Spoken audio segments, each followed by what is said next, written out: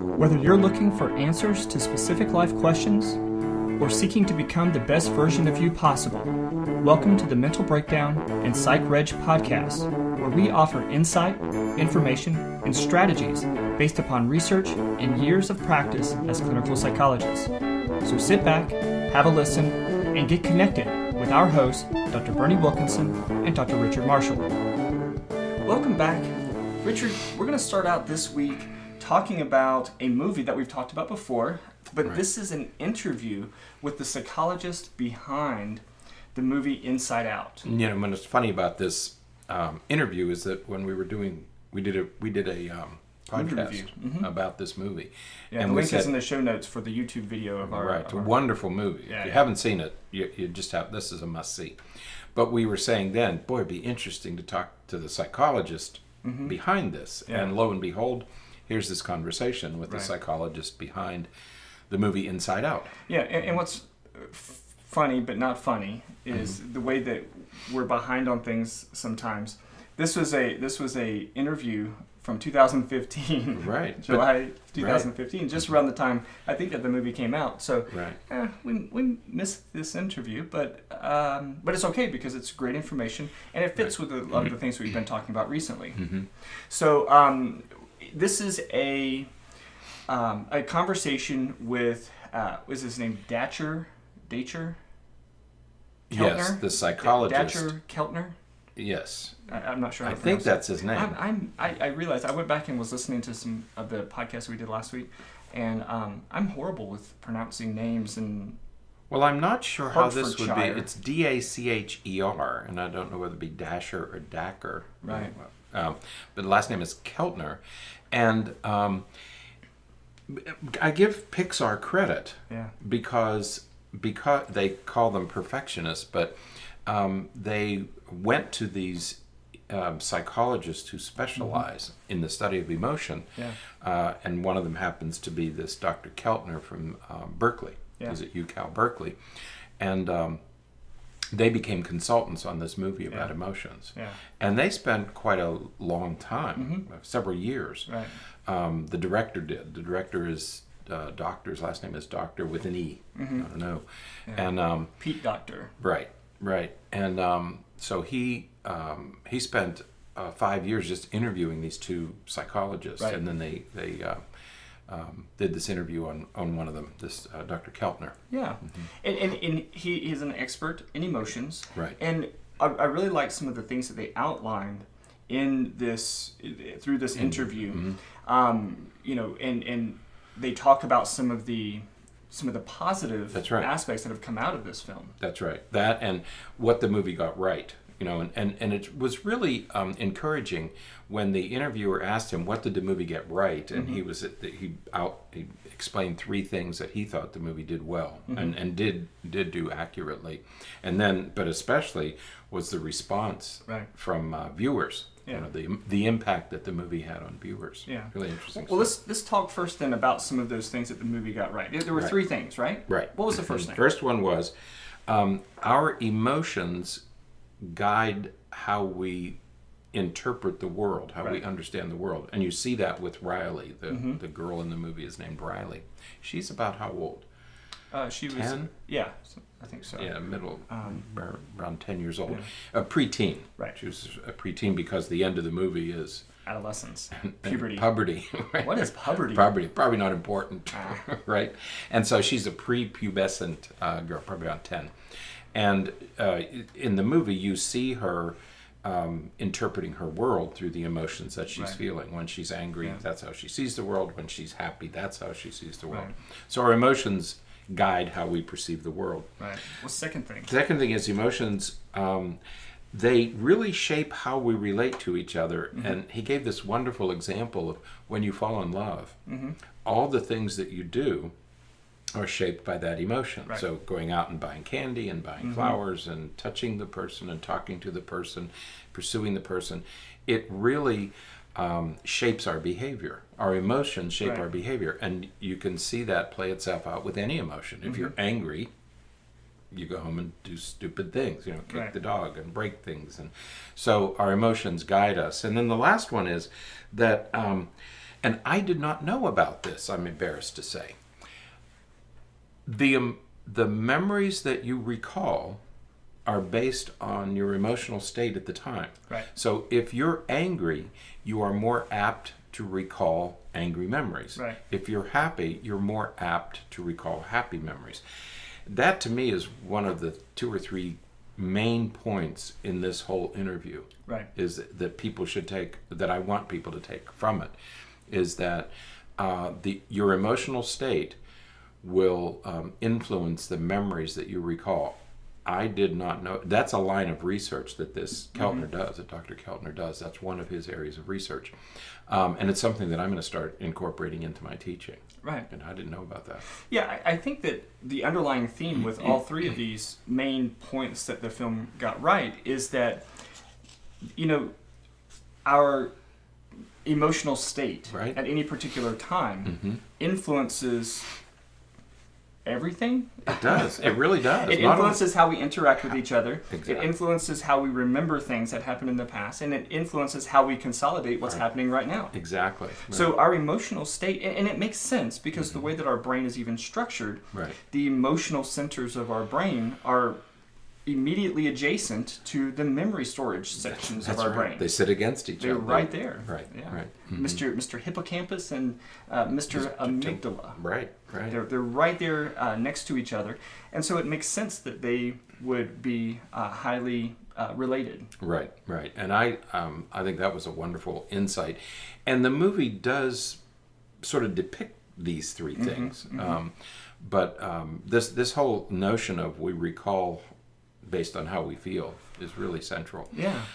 The other thing that he talked about that I have thought about but have never been able to use the word consolidate. He said that as we age, our emotions soften. And I've often thought about this because as people age, they are less likely to abuse substances. People will drink all of their lives and then suddenly stop in their 50s. And people will be agitated and angry and aggressive for years and years and years. And when they get to their later years, they sort of soften and mellow. Yeah. And he said something happens to your emotions. During adolescence, boys become very aggressive. When you're in your 60s, you start to mellow. Right. Most people begin to mellow when you're... So there's probably some brain process that occurs. It might be tied to hormones or neurotransmitters, because we tend to be aggressive and assertive when we're younger, and calmer and more sympathetic and empathetic when we're older. And he also made that point. Right. And that's also how we can tell when there's something that's gone awry. When somebody has a severe form of dementia or Alzheimer's, where they start becoming agitated and irritable again, and it's out of character. That's anomalous right. for the elderly, right. but they become agitated, which means something's going on here. Yeah. So it's a symptom of, maybe a symptom of dementia. Right. Now, the other thing that I really liked, and you mentioned a moment ago, is that they talked about some of the responses. Yes. And the best was, I know that you also really enjoyed this response, where they were talking about how parents and grandparents are writing in and talking about how their kids responded to this demonstration, this illustration of emotions. One of the things that we who have been in academics, and we do research and we present at conferences, and it's something we laugh about, that you're really writing to a handful of other experts, or you're presenting to a handful of other experts. And he said you go to a conference and you present a paper and there are 20 people in the audience, and with this movie, this psychologist, and he does it in a wonderful self-deprecating way, says you reach millions of people with a movie. Yeah. 20 at a time at a professional conference, but suddenly you have an impact on millions of people. And he talks about some of the responses from viewers. Yeah. And it really is heartwarming, the response that he's gotten from many of the viewers. Yeah. He talked about one man who wrote in and said it changed his marriage. He'd been married like 23 years or something. Yeah. He said the movie changed his marriage because it gave him insight. But the other one was the parent of a child with autism. Right. And I thought that was really, really significant. Yeah, and the mother wrote in and said, he told me, Mom, I get anger and fear and disgust, but I don't understand joy and sadness. I can't imagine that this boy watched this movie and pulled that out of it. Yeah. And it was very clear to him. Yeah. He understood these three. Mm-hmm. But what were the two? It was... He did not get sadness and joy. Sadness and joy, that's right. He said, I don't get those. And I thought, what an articulate way to say what we all try to say about children with these disorders. Yeah. And it's good because I know therapeutically I've used it in sessions with kids where I'll ask them, have them watch the film so that we can talk about emotions and what they're feeling and which emotion is taking over at which time and who's in charge of the control deck there while they're experiencing something. And that's right, because young children can't label emotions accurately. They have this feeling, but they don't know what it is. And we often forget that youngsters don't label their emotions. And even preteens may not identify their emotions accurately. So it's very difficult for them to manage them on their own. Which is why I think it was great that they restricted it to just 5 emotions. Because, that was one of the criticisms, I think, that some adults who really were looking for ways to be critical of the movie, they said, there's so many more than just 5 emotions. Well, sure. But arguably, some of the other emotions are various combinations of these 5. Right. But there are some other emotions. And he talks about that. Yeah. One of the interviewer asked him about that. And they went through a process. And he said there were some emotions that he wanted to include. But he said, had we included all, even 15 or 20, he said it would have been bedlam. It would have been too much going on.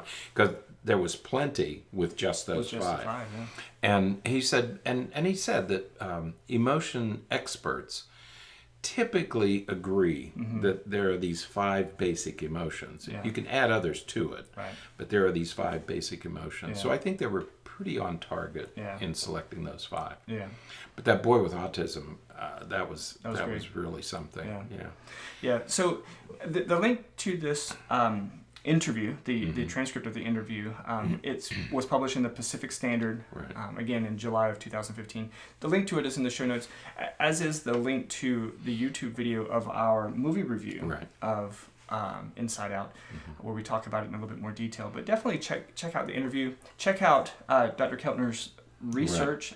He's doing a lot of really interesting research on new emotions. It's going to be an interesting addition to our understanding of emotion, because he's investigating some of the newer emotions that we haven't done in the past.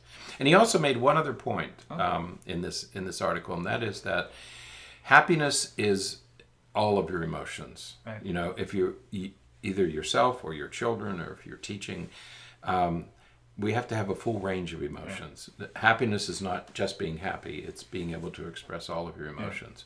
So go ahead and experience all of them. It's okay. Remember the islands? What were the islands? Were they the emotions? No. The islands were things that were like Hallmark things. So there was the family island. There was family. And there was hockey. And there was Goofy. The things that she did. The contexts of her life. Right. So there was a hockey island, family island, Goofy island. Yeah, okay. I can't remember the other ones. But and those are important. Those are all that our emotions are in those contexts, and he talks a little bit about that. Yeah. But yes, you need a full range of emotions. You have to experience all of them.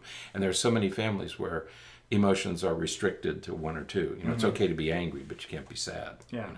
So allow a full range of emotional expression. Yeah, absolutely. So, all right, that is it for today. Until next time, stay happy, stay healthy, and forget to be afraid.